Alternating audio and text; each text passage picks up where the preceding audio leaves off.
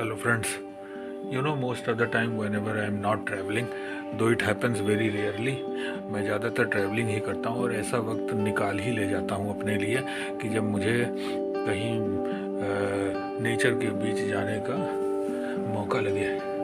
लेकिन अगर मान लिया वेदर कभी ऐसा अनइवन है तो मैं अपना ज़्यादातर वक्त बुक रीडिंग में लगाता हूँ और इन्हीं किताबों के बीच में मुझे सुकून मिलता है। कम से कम जब आप एक अच्छी लिटरेचर पढ़ते हैं तो वो जिस राइटर ने लिखा है उसके लाइफ का एक्सपीरियंस आपको मिलता है। लेकिन लोगों ने अब अपना पूरा वक्त इन बुक्स को पढ़ने में लगाने के बजाय टीवी देखने में अपने को व्यस्त कर लिया। Reading is a good habit, one should develop this kind of habit, क्योंकि जब आप ऐसी रिनाउंड राइटर्स की बुक आप पढ़ेंगे तो आपको उनके लाइफ के एक्सपीरियंस को खुद की लाइफ के एक्सपीरियंसेस से रिलेट करके कंपेयर करने का मौका मिलेगा। इसलिए आप वक्त निकालकर रीडिंग ज़रूर करिए। मैं खुद को इन बुक्स के बीच में ज़्यादा कंफर्टेबल फील करता हूँ, बजाय इसके कि मैं अनकॉन्शियस ह्यूमन बीइंग्स को फेस करूँ। लेकिन हर दिन कुछ ना कुछ ऐसी घटनाएं हो जाती हैं जिसका जो मेरे लिए एक चैलेंज का काम करती है। और आज ही मैं सुबह को आया तो मुझे एक टीचर ने कहा यहाँ पर, सर आपका चैनल देखते हैं, आप जिन जिन जगहों पर जाते हैं और आपके एक्सपीरियंसेस और सब कुछ, लेकिन मुझे समझ में ही नहीं आता कि ये वीडियोस के पर्पस क्या है। तो मैंने कहा ऐसा है जिसका मेंटल लेवल इतना नहीं है, जिसका बौद्धिक स्तर एकदम शून्य है, वो कभी भी समझ ही नहीं सकता मेरे पर्पस को, जो भी मैंने जिस पर्पस से अपने वीडियोस बनाए हैं और बनाता हूँ। इसीलिए मैंने आपसे कहा कि लाइफ का पर्पस कभी भी केवल नौकरी करना मत बनाइए। और जिस व्यक्ति ने ये बात कही ना कि उसको मेरा चैनल समझ में नहीं आ रहा है, उसको ये नहीं समझ में आता कि मैं इन बीहड़ पहाड़ों में और इंटीरियर में रिमोट एरिया में जा कर करके खुद को तकलीफ़ क्यों देता हूँ। मैंने कहा अगर तुम्हारे ये समझ में आया होता तो जो तुम शारीरिक रूप से बेडौल हो चुके हो वो अब तक ठीक हो गए होते। तो एक बात हमेशा आप ध्यान रखें, not everyone is going to understand you, not everyone is going to feel the purpose of your life. हर व्यक्ति अपने एवोल्यूशनरी स्टेज से होकर गुजर रहा है, इसलिए किसी को भी कन्विंस करने की ज़रूरत नहीं है। जिस तरह मधुमक्खी ये एक्सप्लेन नहीं करती हर किसी को कि ये मधु का टेस्ट बाकी सभी चीज़ों से अच्छा है, वो अपना काम करती है, करते जाती है, वैसे ही आपको कभी भी कुछ भी एक्सप्लेन करने की ज़रूरत नहीं है। See, whenever you find yourself trapped in the bunch of unconscious people, ऐसे अवचेतन मन से ड्रिवन ऐसे लोगों के बीच में अगर आप खुद को ट्रैप्ड पाएं तो सबसे पहला काम आप करिए कि खुद को ऐसे माहौल से बाहर निकाल लीजिए। Treat every event as a challenge.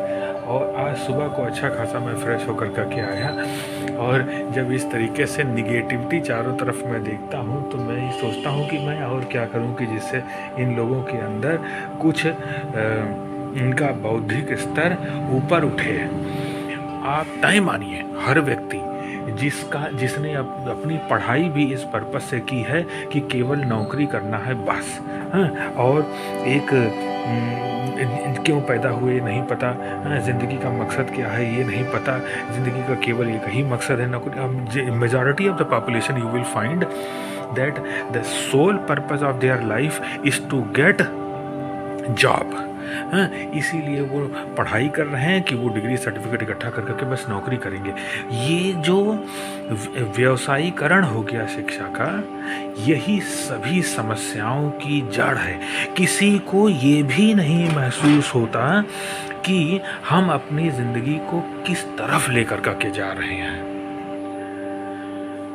अक्सर ये सोचकर बड़ा दुख होता है कि शिक्षा का भी व्यवसायीकरण किया जा रहा है। आप देखिए कि शिक्षा का उद्देश्य क्या है। जो वास्तविक उद्देश्य है वो क्या है कि व्यक्ति को उसके करीब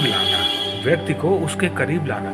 लेकिन अब हर व्यक्ति केवल भौतिक चीज़ों का संकलन करने के लिए accumulate money, they are just simply studying just for the sake of job and nothing else.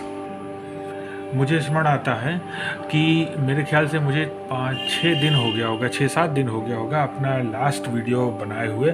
उसके बाद मुझे अब तक मौका नहीं मिला, क्योंकि मौसम कुछ ज़रूरत से ज़्यादा गड़बड़ है और मैं ज़्यादा रफ़ मौसम होने पर मैं ड्राइविंग को अवॉइड करता हूँ। तो मुझे जब भी वक्त मिलता है मैं केवल और केवल बच्चों को समझाता हूँ और इन किताबों के बीच में अपना वक्त बिताता हूँ, जिसमें मुझे सबसे ज़्यादा सुकून मिलता है। मुझे फ़क्र है उस कॉलेज पर जहाँ पर मैं पढ़ा रहा हूँ। ये जो रिच लाइब्रेरी आप देख रहे हैं, unique very antique books, you will not find these books anywhere else. एक वो सेक्शन है जिस सेक्शन में बच्चे वो शॉर्टकट मेडजी टाइप की किताबें पढ़ते हैं, जो वो लिटरेचर उस ज़माने के, देखिए पहले की फिल्में पहले के लिटरेचर पर बेस्ड थी। जैसे जैसे लिटरेचर का डाउनफॉल हुआ वैसे फिल्मों के स्तर में भी गिरावट आई। पहले की फिल्में समाज का आईना होती थी, लेकिन अब की फिल्में समाज का आईना नहीं है।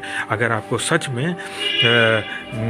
ये देखना है, समझना है कि वास्तविक रूप से समाज किस ओर बह रहा है, तो आप उन यूनिक किताबों के बीच में आकर करके अपना वक्त बिताइए, तो आपको वो खुशी मिलेगी जो आपको कहीं पर भी इधर उधर नहीं मिल सकती। तो ये एक्सपीरियंस मैं आपके साथ शेयर करना चाहता था। उम्मीद करता हूँ कि आपको कुछ तो समझ में आया होगा। बजाय ऐसे मूर्खों का साथ करने के जिनका बौद्धिक स्तर आपसे कम हो, आप इन पुस्तकों के बीच में, किताबों के बीच में आप आइए और अपना ज़्यादा से ज़्यादा वक्त बुक रीडिंग में बिताइए। अब ये बस एक शॉर्ट ब्रीफ एक्सपीरियंस आपके साथ शेयर करने के बाद अभी मुझे फिर अपने स्टूडेंट्स का एक ऑनलाइन क्लास ले रहे हैं। उम्मीद करते हैं कि आपको समझ में आया होगा। Okay, so keep it up.